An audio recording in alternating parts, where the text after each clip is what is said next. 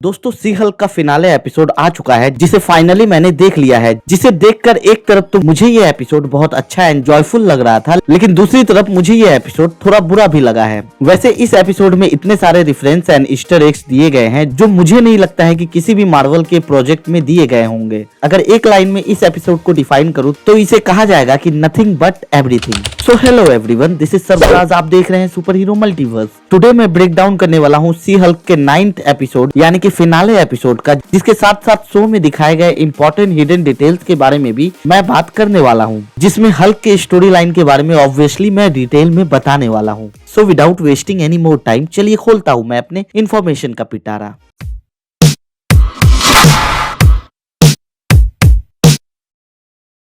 दोस्तों ये एपिसोड शुरू होता है बिल्कुल ही रेट्रो 70s एंड 80s के स्टाइल में, जहां हमें हल्क की पूरी स्टोरी लाइन उसी रेट्रो स्टाइल में दिखाई जाती है। जिस कलाकारी से इन्होंने इस रिकैप को दिखाया है उससे ये पता चलता है कि मार्वल वाले अपने शो या मूवीज किसी भी प्रोजेक्ट में क्रिएटिविटी दिखाने में पीछे नहीं हटने वाले हैं। मुझे भी एमसीयू की यही बात सबसे अच्छी लगती है। फिर हमें अगले सीन में पता चलता है कि ये जो रिकैप हमें 70s एंड 80s के स्टाइल में दिखाया जा रहा था, एक्चुअल में ये जेनिफर का एक ड्रीम सीक्वेंस था। फिर जब वो होश में आती है तो उसे पता चलता है कि वो डीओडीसी के उसी फैसिलिटी में बंद है जहां सी हल्क के पिछले किसी एपिसोड में एबोमिनेशन का कैरेक्टर भी देखने को मिला था। ऐसा इसलिए है क्योंकि पिछले एपिसोड में सी हल्क के सारे इंफॉर्मेशन को इंटेलिजेंसिया साइट पर एक अवार्ड इवेंट में बिग स्क्रीन पर हल्किंग ने रिवील कर दिया था, जिस कारण सी हल्क आउट ऑफ कंट्रोल हो गई थी एंड तोड़फोड़ मचाने लगी थी। यही कारण है कि अब हम इसे डीओडीसी की फैसिलिटी में कैद देख रहे हैं। फिर उसी सीन में सी हल्क के फ्रेंड्स एंड कॉलीग्स वहां आते हैं उसे छुड़ाने के लिए, जिसे कुछ शर्तों पर छोड़ा जाता है एंड वो शर्त ये होती है कि अब जेनिफर की कैरेक्टर सी हल्क नहीं बन सकती है।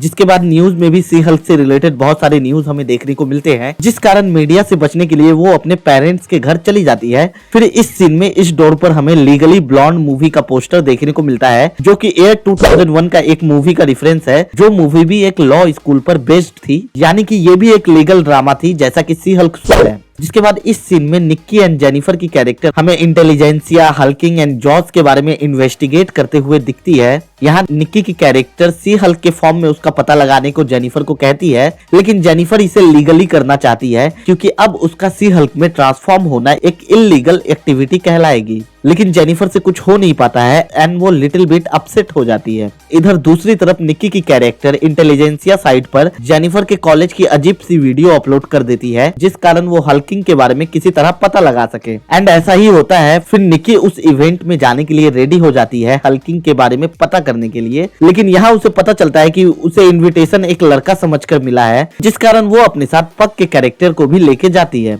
दूसरी तरफ जेनिफर भी परेशान होकर ब्लॉन्स्की यानी कि एबोमिनेशन के कैरेक्टर के यहाँ चली जाती है। इधर दूसरी तरफ निक्की एंड पग उस प्राइवेट इवेंट में पहुंच जाते हैं। फिर निक्की बग को उस प्राइवेट पार्टी में भेज देती है, क्योंकि उस प्राइवेट पार्टी में सिर्फ लड़के ही अलाउड थे। जिस सीन में उस प्राइवेट इवेंट के लोगों की बातों को सुनकर यही समझ में आता है कि ये लोग किसी भी सुपर हीरो के फीमेल वर्जन के अगेंस्ट है, यहाँ तक कि फीमेल के अगेंस्ट है। जिसके बाद एक शॉकिंग चीज हमें पता चलता है कि ये सारा किया धरा टॉड के कैरेक्टर का है, जो कि सी हल्क के पीछे पड़ा हुआ था पिछले कुछ एपिसोड से, एंड यही कैरेक्टर हल्किंग है। जिस डिटेल को जानकर तो मेरा मूड खराब हो गया था। जिस कैरेक्टर को लेकर लोग इतनी थ्योरीज बना रहे थे वो ये कैरेक्टर है। पैसा बर्बाद बहनचोद। तो किसी का भी मूड खराब होना तो बनता ही है, क्योंकि हम एक्सपेक्ट कर रहे थे कि ये हल्किंग का कैरेक्टर कोई बड़ा कैरेक्टर होने वाला है। जिसके बाद हमें पता चलता है कि इन सब में टॉड के साथ एबोमिनेशन का कैरेक्टर भी मिला हुआ है, जो कि लीगली मना होने के बाद भी एबोमिनेशन के फॉर्म में घूम रहा होता है। एंड ये इवेंट एबोमिनेशन के उसी आश्रम जैसे जगह पर हो रहा होता है। जिस सीन में ब्लॉन्स्की को खोजते खोजते जेनिफर भी उसी प्राइवेट इवेंट में पहुंच जाती है, जो कि पूरी तरह से सरप्राइज हो जाती है ये सब देखकर। जिसके बाद टॉड का कैरेक्टर सी हल्क के ब्लड को अपने अंदर इंजेक्ट कर लेता है एंड हल्किंग में ट्रांसफॉर्म हो जाता है। जिसके बाद टाइटेनिया की कैरेक्टर भी दीवार तोड़कर वहां पहुंच जाती है। जिस सीन में एबोमिनेशन का कैरेक्टर जेनिफर को बचाते हुए दिखता है, जिससे हमें ये पता चलता है कि ये बंदा इन लोगों से मिला हुआ नहीं है, बस यहाँ ये भाषण देने के लिए आया होगा। फिर फाइनली हमें हल्क का कैरेक्टर भी इस सीन में देखने को मिलता है, जो कि आते ही एबोमिनेशन से फाइट करने लगता है, क्योंकि उसे ऐसा लगता है कि एबोमिनेशन का कैरेक्टर उसकी कजन को चोट पहुंचा रहा है। एंड इन सारे सीक्वेंसेस को देखकर ऑनेस्टली बोलूं तो मेरा सर घूम गया था। मुझे ऐसा लगा कि भाई साहब चल क्या रहा है। मेरे साथ साथ जेनिफर के कैरेक्टर का भी सर घूम जाता है कि भाई ये हो क्या रहा है। इस सीन के बाद तो और भी अजीब चीज हमें देखने को मिलती है, जहां हमें अचानक से स्क्रीन पर डिज्नी प्लस पर मार्वल के पैनल का लेआउट देखने को मिलता है, जिसे देखकर मुझे एक पल के लिए तो यही लगा कि भाई अचानक से बैक कैसे हो गया। बट लेटर समझ में आ जाता है कि ये तो शो में ही हो रहा है। जिस लेआउट में हमें एक वॉलपेपर देखने को मिलता है जिसमें प्रेजेंट के एवेंजर्स के कुछ मेंबर्स देखने को मिलते हैं, एंड उसके नीचे हमें एमसीयू के सारे शोज एंड स्टोरीज देखने को मिलते हैं, जहां बैकग्राउंड में हमें सी हल्क की वॉइस भी सुनने को मिलती है, जो कि लिटरली अपने शो वाले सेक्शन से निकलकर मार्वल असेंबल वाले सेक्शन में चली जाती है। जिस सीन को देखकर मैं यही कहूंगा, इसे कहते हैं फोर्थ वॉल ब्रेक करने का सबसे अच्छा तरीका।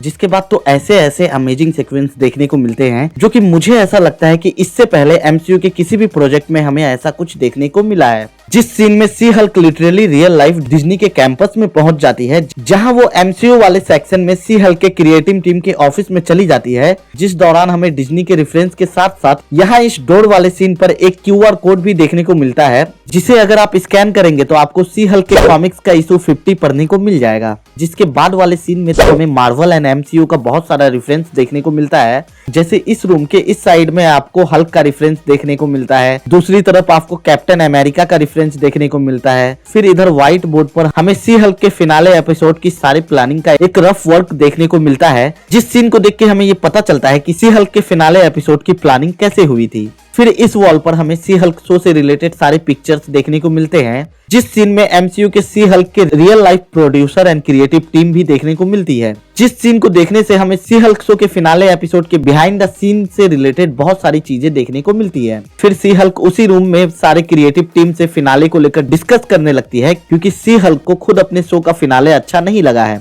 जिसके बाद क्रिएटिव टीम वाले उसे केविन के बारे में बताते हैं कि यहाँ सारे डिसीजन केविन ही लेता है, जिस नेम को सुनकर मुझे और आप सबके मन में यही आया होगा कि ये एमसीयू के कर्ता धर्ता केविन फैगी की बात कर रहे होंगे, जिसमें हमें आयरन मैन के सूट्स एंड हल्क की स्टैच्यू, इन्फिनिटी गॉन्गलेट जैसी चीजें भी देखने को मिलती है। मैं आपको बता दूं कि ये रियल लाइफ मार्वल स्टूडियोज का ऑफिस है, जिसका रियल लाइफ पिक्चर भी आपको स्क्रीन पर अभी दिख रहा होगा। उसके बाद कुछ गार्ड्स उसे रोकने की कोशिश भी करते हैं, लेकिन ये लोग सी हल्क को रोक नहीं पाते हैं। जिस फाइट सीक्वेंस में भी हमें दीवार पर बहुत सारे एमसीयू के सुपर हीरोज के पिक्चर फ्रेम्स भी देखने को मिलते हैं। जिस ऑफिस में हमें बहुत सारे स्क्रीन देखने को मिलते हैं, जहां हमें स्क्रीन पर एमसीयू के पिछले मूवीज जैसे Avengers end game, Thor Ragnarok, first Avenger and और भी सारे एमसीयू के मूवीज के क्लिप्स देखने को मिलते हैं। जिस सीन में हमें एक रोबोट को ऑपरेट करते हुए एक एआई देखने को मिलता है, जिसका वॉइस ओवर सुनकर मुझे ऐसा लगता है कि शायद ये वॉइस ओवर केविन फैगी का ही हो सकता है इस शो में। जी हाँ, इस शो में एमसीयू के प्रेसिडेंट केविन फैगी को एक एआई के फॉर्म में दिखाया गया है, जहां हमें केविन का फुल फॉर्म भी सुनने को मिलता है, जो कि knowledge enhanced visual interconnectivity nexus है। मैंने आपको पहले ही बता दिया था कि इस एपिसोड में एक अलग ही क्रिएटिविटी दिखाई गई है एमसीयू की तरफ से, जो कि मुझे बहुत ज्यादा ऑसम लगा है, एंड मुझे ऐसा लगता है कि ऑडियंस को भी ये काफी पसंद आया होगा। जिस सीन में हमें ये भी पता चलता है कि यहाँ मार्वल स्टूडियोज का कर्ता धर्ता ये एआई है, एंड इसी के डिसीजन को मार्वल स्टूडियोज में फॉलो किया जाता है। फिर इस सीन में लिटरली सी हल्क केविन से उसी बात पर डिस्कस करती हुई दिखती है, जो चीज हम फैंस रियल लाइफ में भी केविन फैगी से कहना चाहते हैं, जैसे कि एमसीयू के हर मूवीज एंड शो को एक जैसे सुपर हीरोज की स्टोरी क्यों दी गई है, जिन्हें बदलकर इन्हें कुछ नया ट्राई करना चाहिए। जिन सारी बातों को एआई केविन अपने अंदर प्रोसेस कर लेता है, एंड वो सी हल्क के फिनाले को सी हल्क के हिसाब से बना देता है, जिससे हम फैंस को ये भी पता चलता है कि केविन फैगी हम फैंस की बातों पर गौर करते हैं। फिर सी हल्क वापस से अपने फिनाले एपिसोड में पहुंच जाती है, जहां अब सी हल्क के मुताबिक एंडिंग चेंज हो गई है, जहां टॉड के पास कोई हल्किंग की पावर्स नहीं होती है, उसे पुलिस पकड़ लेती है। डेयरडेविल का कैरेक्टर भी देखने को मिलता है, एंड ये पूरा सीक्वेंस रात की जगह दिन में देखने को मिलता है। ब्लॉन्स्की को वापस डीओडीसी वाले अरेस्ट कर लेते हैं, जिसके बाद क्लाइमेक्स कंप्लीट होता है। फिर सी हल्क डेयरडेविल को अपने घर पर डिनर पर ले जाती है, जहां वो लोग डिनर को काफी एंजॉय करते हैं।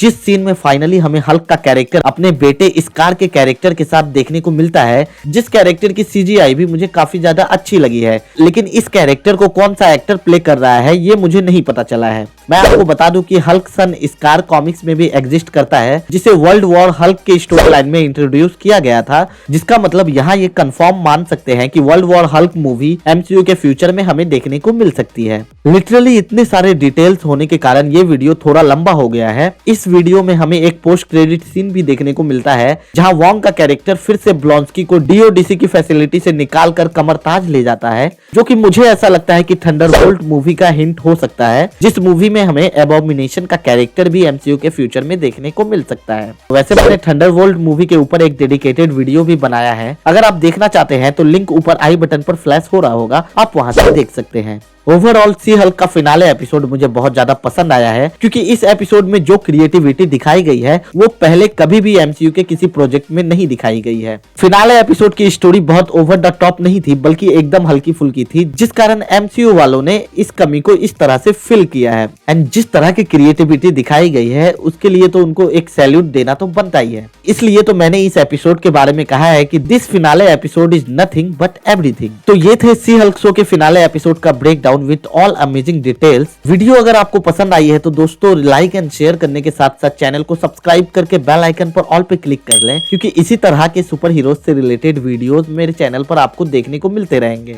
सो फ्रेंड्स, यहीं पर मैं अपने इन्फॉर्मेशन के पिटारे को बंद करता हूँ। I hope you enjoy, take care, stay safe, फिर मिलेंगे मल्टीवर्स में। थैंक्स।